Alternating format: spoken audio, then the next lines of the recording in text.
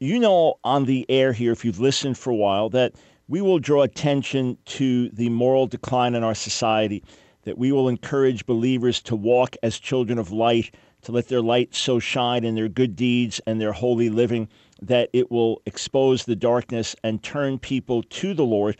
And we've also encouraged you to stand up and speak up for what's right, not trying to establish a Christian theocracy, but saying to others, please don't impose your immorality on my entire family when I'm just going to the grocery store and don't want to see some slut magazines as I'm checking out. Well, my guest, Lisa Lobonovic, is a grad from our ministry school together with her husband, Mike, homeschooling, raising their kids and family. And they've been burdened about these same issues as well, social moral decline, how to shine as lights in dark places. And there's a great story of what happened this week. I want to encourage you. Lisa, welcome to the Line of Fire. Thanks for joining us today. Hi, how are you? Doing very well. Lisa, how old are you now? Yep, I can hear you. Can you hear me okay? I can hear you. Yes, Great. I can. Lisa, how old are you? I am 35. 35. And how old are your kids? I have a 12-year-old, a 10-year-old, and a 7-year-old. All right. And you're homeschooling your kids? Yes, we've homeschooled for about 9 years now. Got it. Do you have an issue with a Christian woman trying to look good, look beautiful? Do you feel that all beauty is sensual and sinful? I think it's wonderful for a Christian woman to take care of her body and to look presentable and to steward the beauty that God has given her. Sensuality is, in my opinion, a lack of restraint. And so I wouldn't really put sensuality in the same category as beauty. Beauty is not bad. Sensuality, I think that's a perversion of beauty. All right, so there can be a beauty that's modest and there's a sensuality that's immodest, that it's a perversion of this. Over the years, you, along with your kids, have evangelized, looked for opportunities to pray for people in a supermarket. Your kids are bold to pray for people and share the love of Jesus with them. But you've also raised attention, raised a flag if you saw, say, an over-the-top sensual magazine cover that you thought was inappropriate for a store. We're not talking about going into a place looking for those. We're talking about in a Walmart or in a Target or at a grocery store being bombarded with these at the checkout counters. Why bother? Why even say anything? Why do you do it at all? You know, it was a few years ago. I was actually at a grocery store with his then 5-year-old son, and he turned to me and said, "Mommy, why is that woman on the magazine taking off her underwear?" I'm like, "Shh, be quiet." When I turned and looked, she was taking off her bottoms. I mean, it was the illusion that they were coming off. And so what started out as just a normal, quick run into the grocery store turned into what happened to be a really good conversation, but not one that I really wanted to have with a 5-year-old boy standing in the line of a supermarket. Right. So I think it's an issue where, I've never looked for opportunities really just to go and pick apart a grocery store or any type of establishment and see what's wrong. But each year that I go and I happen to see these magazines, I feel like it's really my duty, not only as a Christian, but also as an American, to stand up and say, look, freedoms are granted for people to purchase these magazines. I'm not trying to take away those freedoms. But when the freedoms are taken away from innocent children, that they don't have the choice to turn and look away, it's right there. Generally, it's about 3 to 4 feet right at a kid's eye level. Then it's my responsibility to stand up for those who don't have a voice. How do you feel as a woman, aside from your kids, how do you feel as a woman seeing those things? Again, you're just at the grocery store, you're getting milk and eggs and things like that. And as a woman, how do you feel about that? You know, it's devaluing as a woman. It's devaluing for a woman.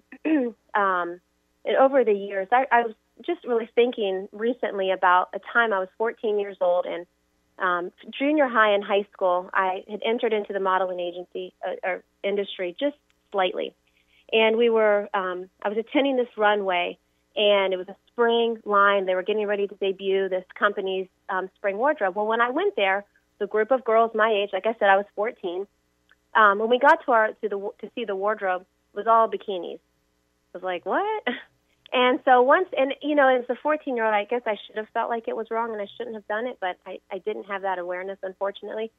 But during the fashion show, which once we got on stage, it was almost predominantly all men, all college age. It was on a college campus.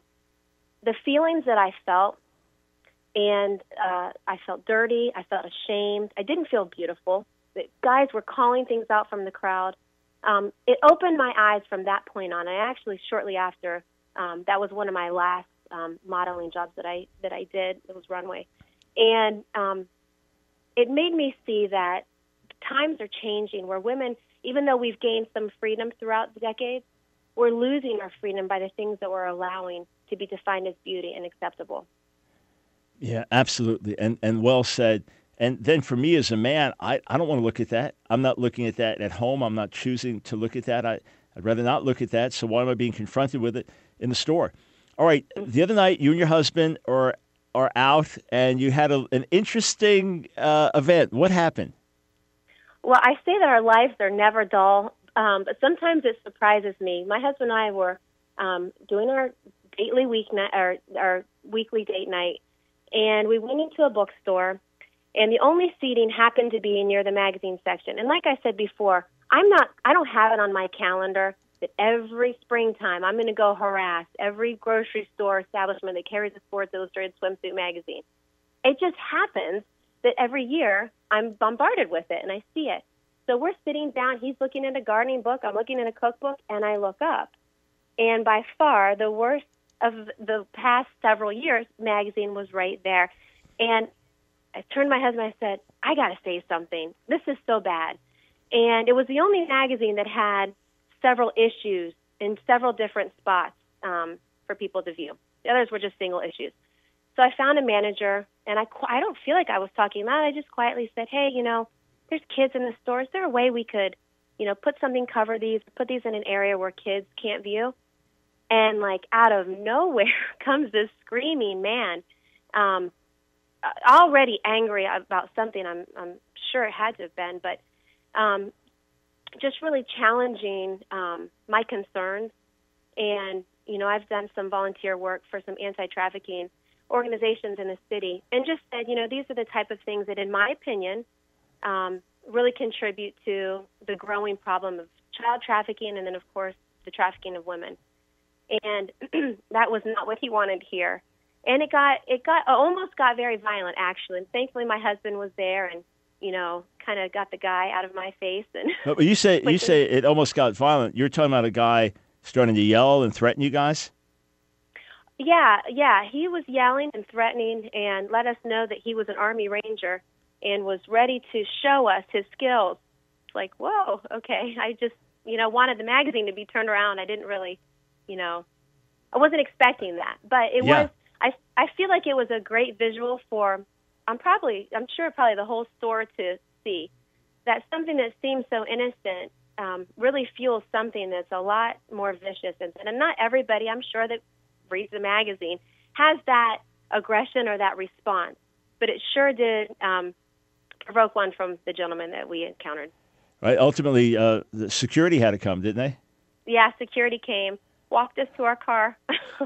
Yeah. So you're talking about someone pretty hostile. All right.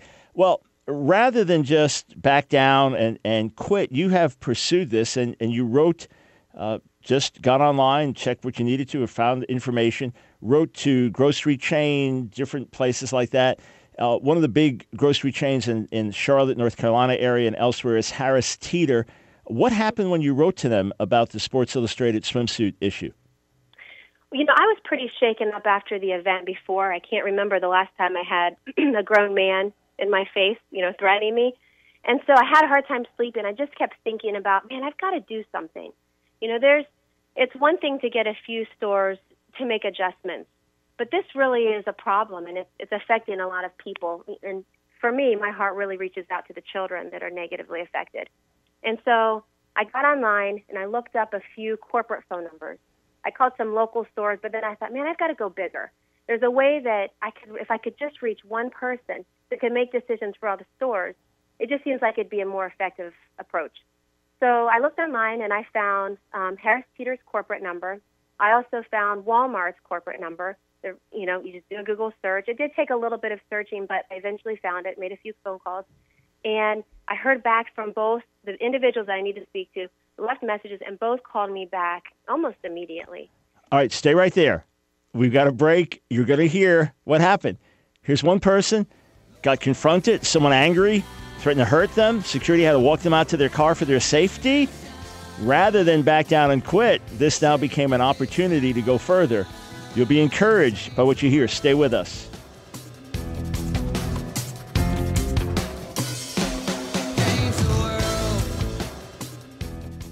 Before the break, Lisa explained how she decided to call corporate offices if she could find Walmart, grocery chains, things like that, and ask them could they simply cover the Sports Illustrated swimsuit edition at the checkout counters or put it somewhere else in the store. So she did what anyone could do.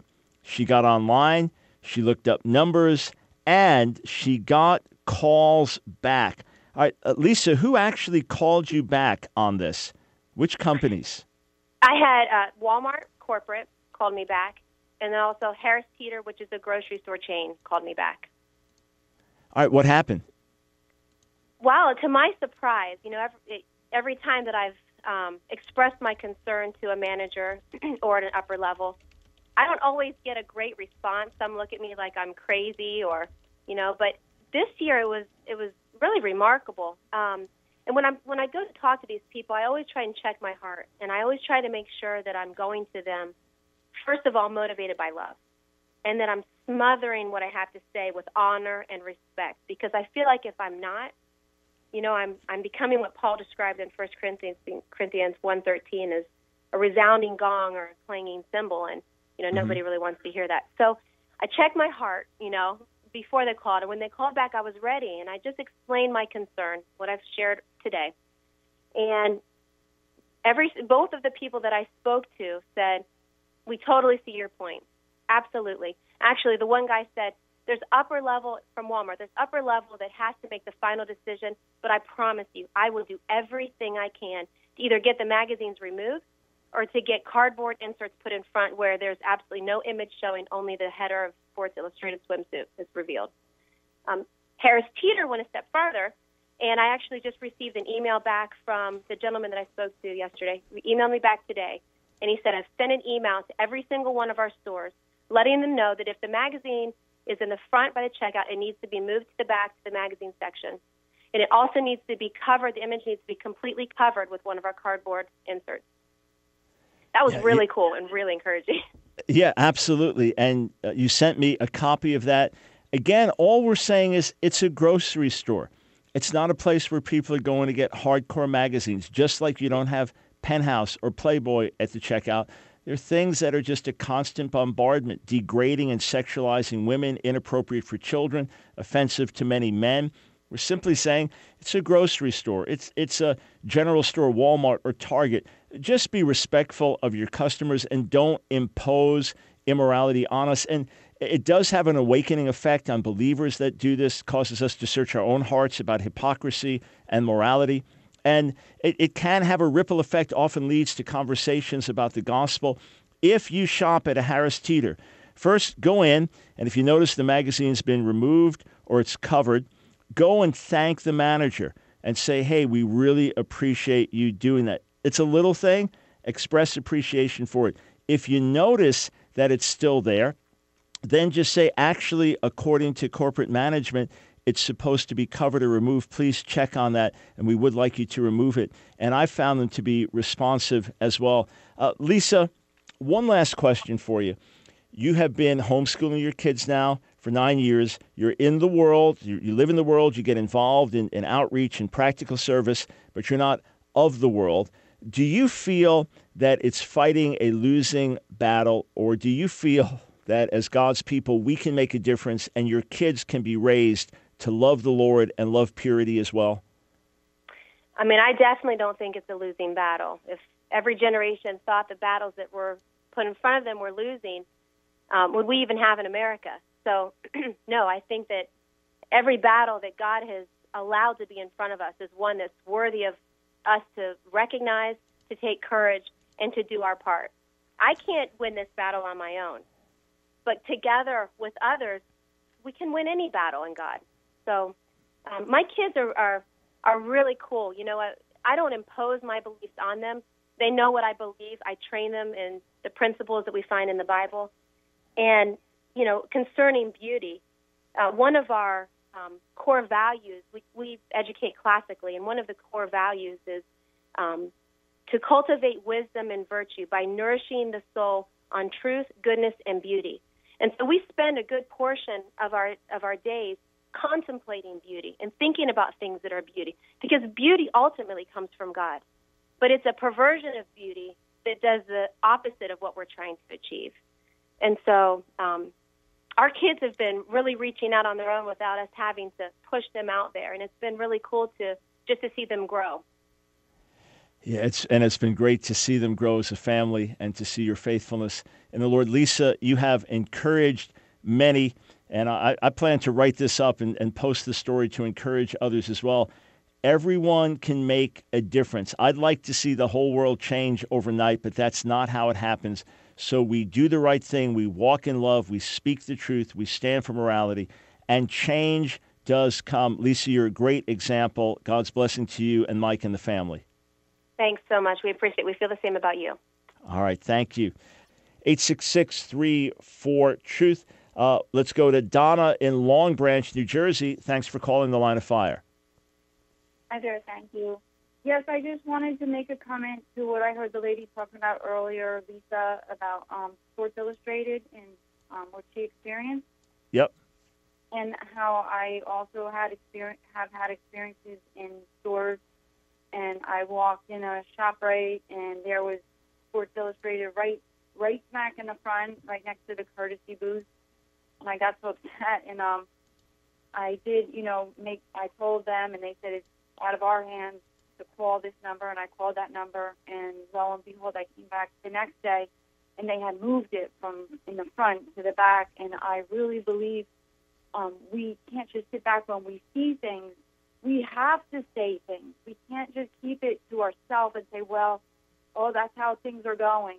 We have to make comments, and we have to stand up for especially children.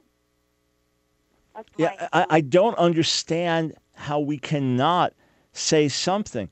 These things do affect people. It's degrading to women. It just makes them into sex objects. It's inappropriate for kids to see. It's bad imagery for them. Many men don't want to see these things. And again, when we speak up, we're simply saying, please don't impose your immorality on the whole store. Even if you go into a convenience store and they may be known for having pornographic magazines and stuff, they're still required to cover them by the law. Look, society is going in many ways in the wrong direction, but that doesn't mean we sit back and do nothing. And I believe if we pray, if we purify our own hearts, if we let our light shine in dark places, that positive change can come. Donna, thank you for calling, and thank you for making the effort to speak and then to call a number and then to see action take place. Again, 1 inch at a time, 1 step at a time, we can be ambassadors of light and truth.